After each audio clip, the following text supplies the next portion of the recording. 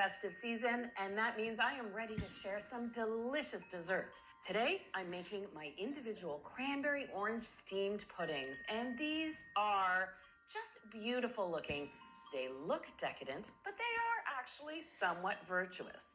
You make the entire recipe in one main bowl, and I'll start with all of my wet ingredients. First, a little bit of vegetable oil. And that can be a vegetable oil of your choosing, whatever you do prefer. You just want to make sure it's a neutral oil so that it doesn't have a lot of flavor. An olive oil would actually overwhelm the delicate taste of this recipe. I've got my granulated sugar, and I'm going to add 2 whole eggs and 1 egg white. So by using just an egg white, it does reduce the fat in the recipe just a little bit.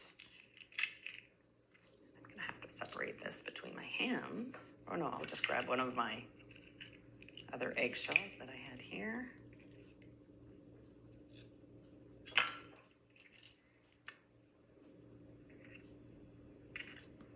And I'll fish out that little piece of eggshell that went astray. Hey, it happens to everyone, right? This is a HelloFresh box with everything you need to turn these ingredients into easy, fresh. A little bit of that eggshell in there. And in addition to that, I'll add a touch of vanilla.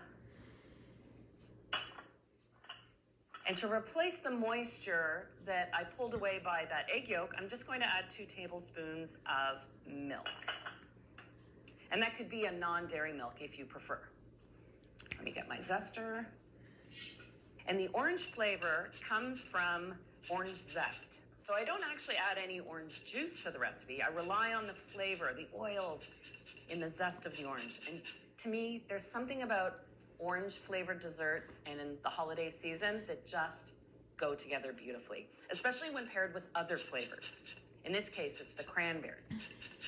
And this is a small orange, so I'm using the full orange for its zest. Really, you're looking for about 2 teaspoons total.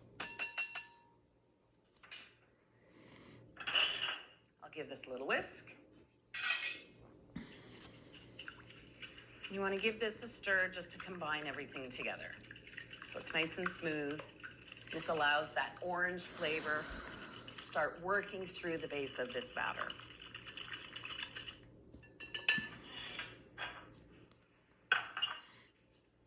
Now all I have to do is sift the dry ingredients right into the bowl. I've got my all-purpose flour. If you wanted to make a gluten-free option, substituting with your favorite gluten-free baking blend would work beautifully in a recipe like this. Steamed desserts adapt well to gluten-free baking. Now, talking about adapting recipes, if you need to remove baking powder from a recipe, or if you simply run out of baking powder, for every 1 teaspoon of baking powder that you want to replace, you use half a teaspoon of cream of tartar and a 1/4 teaspoon of baking soda. I know it doesn't sound like a lot of baking soda, but the acidity in the cream of tartar is what activates it, and it fully replaces baking powder. I love learning new things. So in both go. And now we sift.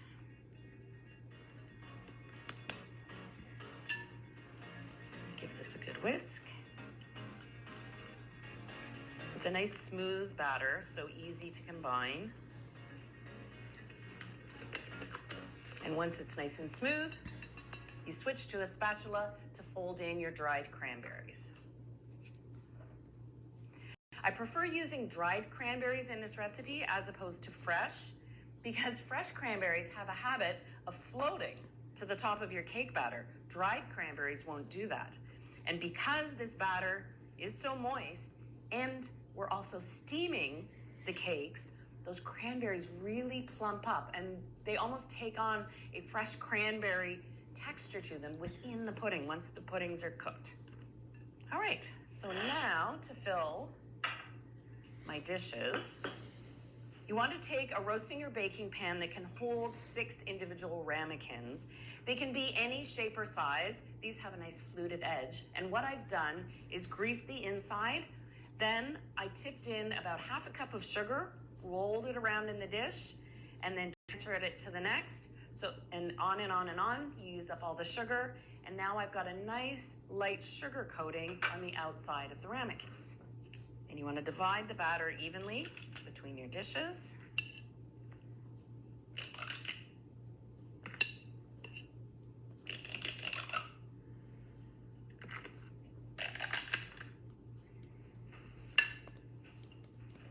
Now to steam these puddings, you need boiling water. This is why you have the roasting pan. I've got hot water just off the boil. Carefully pour it in. And you don't need to fill the pan to come right up to the top of the desserts, but just halfway, because we're going to cover the pan, and it's the steam that actually cooks the puddings and keeps them nice and moist. Here we go. If your pan happens to have a lid, that's perfect. Mine doesn't, so I'm using aluminum foil.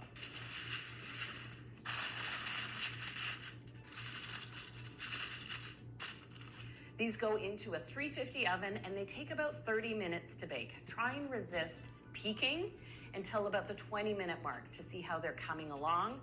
The good news is, if you're making these desserts for a dinner party, you can bake these ahead of time and then reheat them in the same water bath or even the microwave to bring back that moisture, because you want to serve these puddings nice and warm.